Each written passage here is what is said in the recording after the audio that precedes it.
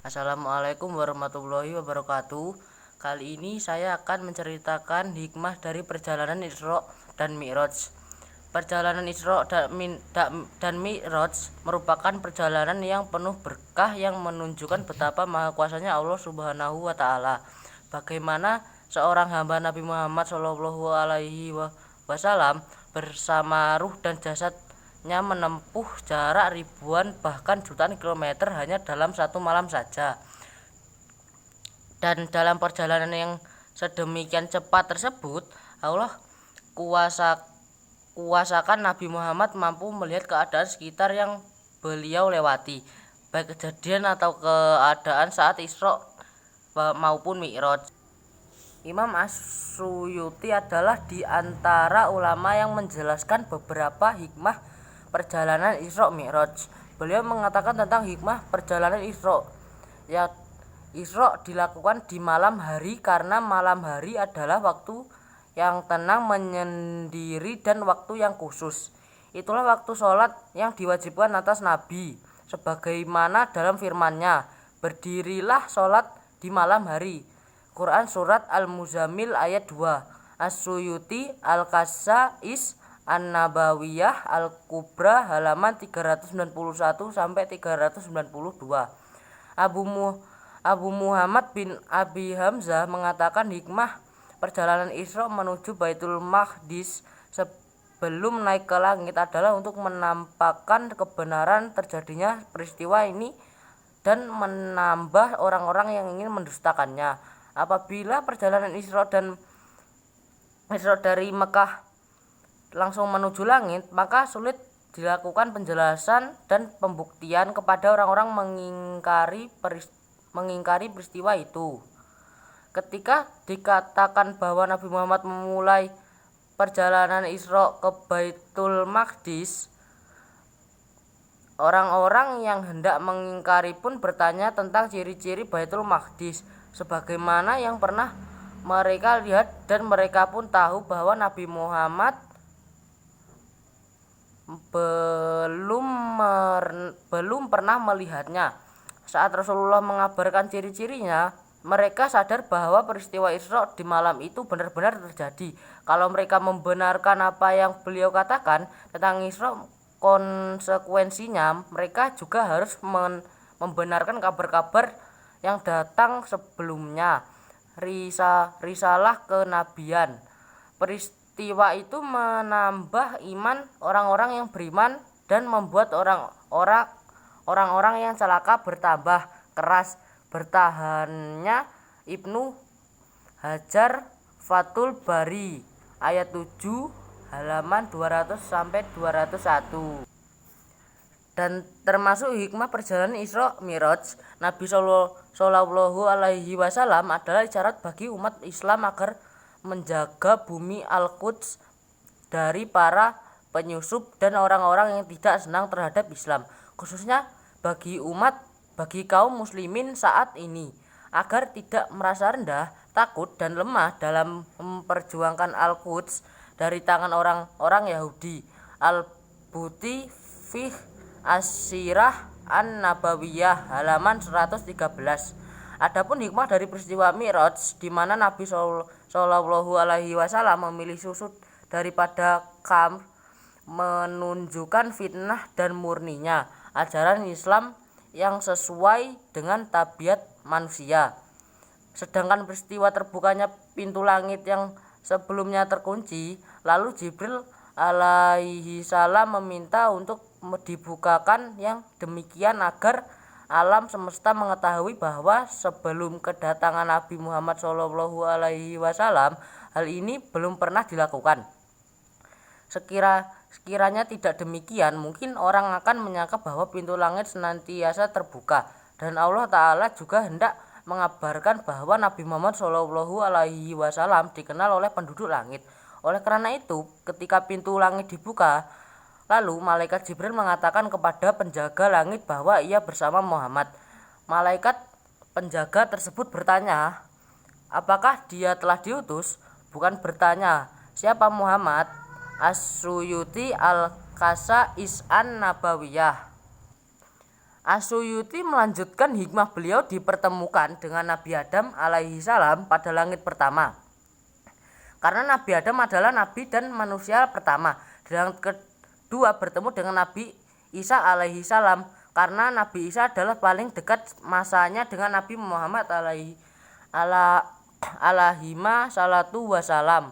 Kemudian di langit ketiga bertemu dengan Nabi Yusuf karena umat Muhammad Shallallahu Alaihi Wasallam akan masuk ke dalam surga dengan penampilan serupawan Nabi Yusuf. Berikutnya Nabi Idris. Dikatakan bahwa beliaulah yang pertama kali diangkat ke langit sebelum Nabi Isa dan Nabi Muhammad. Kemudian bertemu dengan Nabi Harun karena dia adalah saudara Nabi Musa yang mendampinginya dalam berjuang.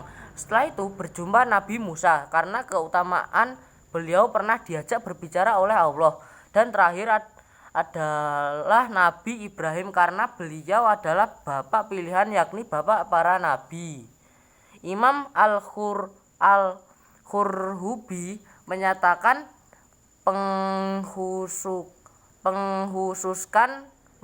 penghususkan Nabi Musa dalam peristiwa sholat. Ada yang mengatakan karena Nabi Musa adalah nabi yang paling dekat posisi saat Nabi Muhammad turun. Ada juga yang mengatakan umatnya lebih banyak dari umat nabi selainnya. Ada lagi yang berpendapat karena kitab suci yang diturunkan kepada Nabi Musa adalah kitab yang paling mulia, kedudukan dan hukum syariat sebelum Al-Quran diturunkan.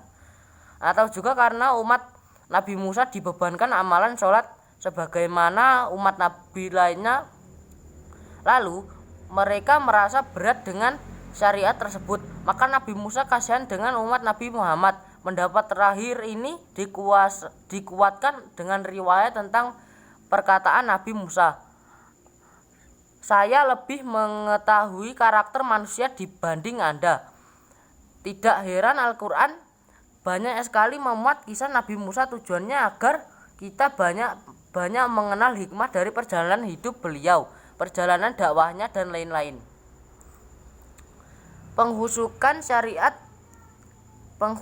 syariat sholat melalui perjalanan Mi'raj karena Nabi Muhammad Shallallahu Alaihi Wasallam Mi'raj di malam itu para malaikat sedang beribadah. Di antara mereka ada yang berdiri dan tidak duduk, ada yang terus ruku dan tidak sujud, dan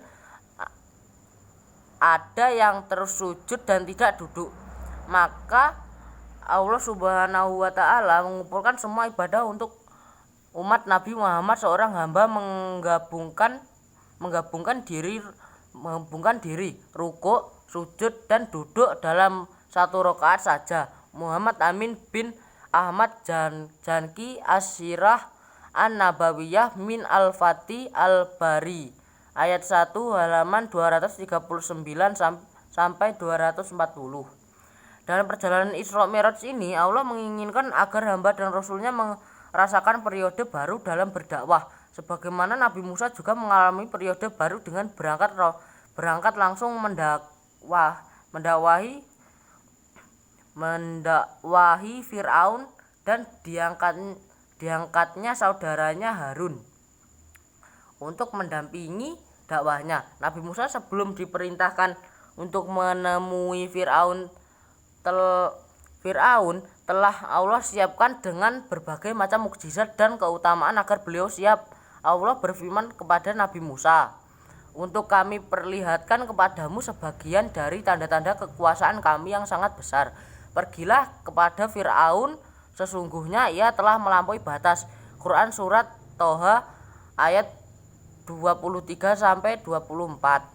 Sama halnya dengan Nabi Muhammad Shallallahu Alaihi Wasallam, Allah persiapkan perjalanan dakwah beliau yang panjang dengan membawanya ke suatu fase di mana dipertemukan dengan Jibril, para nabi di surga dan neraka. Agar kesabaran beliau kian tertempat dalam menghadapi lika-liku perjalanan dakwah, Allah memberikan firman kepada Nabi Muhammad, "Sesungguhnya dia telah melihat sebagian tanda kekuasaan Tuhannya yang paling besar." Quran Surat An-Najm ayat 18. Lalu beliau Shallallahu Alaihi Wasallam diistimewakan dengan mengimami para nabi dan dinaikkan menuju Sidratul Muntaha, suatu keistimewaan yang tidak didapat oleh seorang pun selain beliau.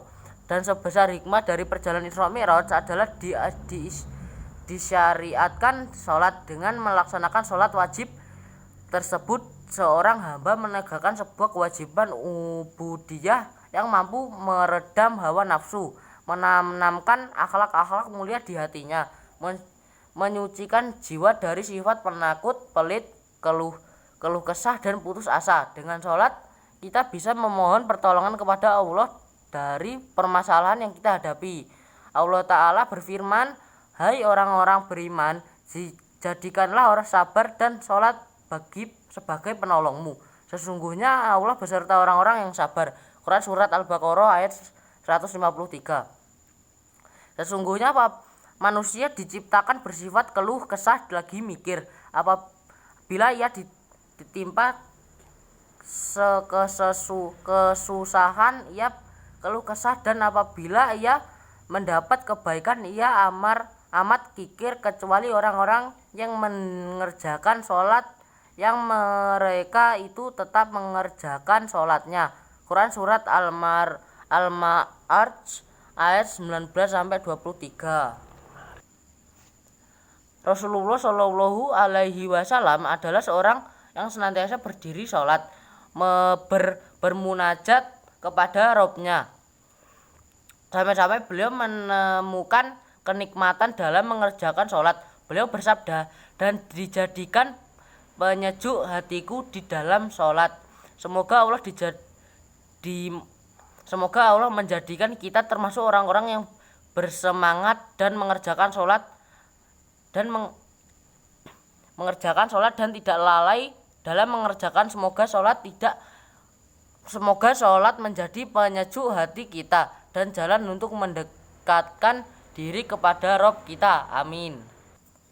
Demikian kisah hikmah dari perjalanan Isra dan Mi'raj Nabi Muhammad SAW.